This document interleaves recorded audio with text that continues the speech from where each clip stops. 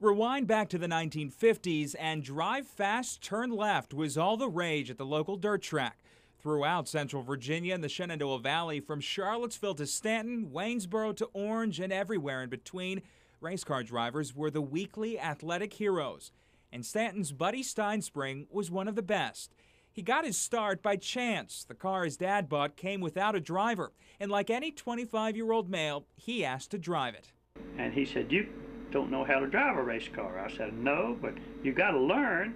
I said, "Let me take it out there." He went on to win his very first race, and the rest, as they say, is history. He raced among the best, including other local legends such as Buddy Campbell, Gip Gibson, Ray Doval, and Smokey Stover. Today, Stinsprings says what he helped start has evolved far beyond what he imagined it'd be. It's a business now. You got to have sponsors and all that to be able to afford to do it. On top of that, he says drivers today are too dependent on technology. Safety features are the best they've ever been, and believe it or not, the fans are less passionate than they used to be. For Stinsprings, though, the worst of it all?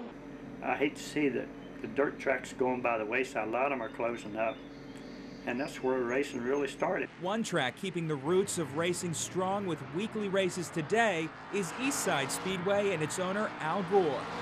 But we get them 3 abreast here at times going into the turns.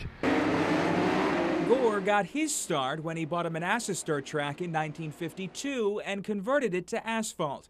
The reason? To attract big names and a new racing series called NASCAR. We ran the Grand National Circuit, which is ended up, the Winston Cup Series. We ran that from 1953 to 1967. Drivers included NASCAR legends such as Buck Baker, Fonty Flock, and Lee Petty.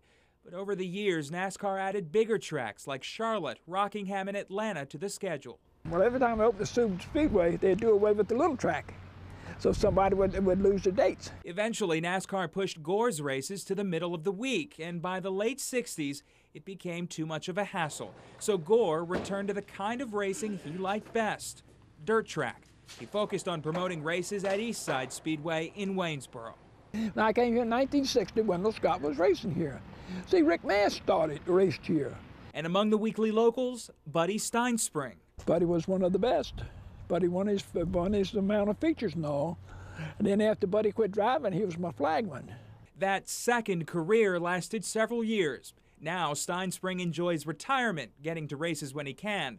But he's quick to point out just the dirt races, because after all, that's where it all started.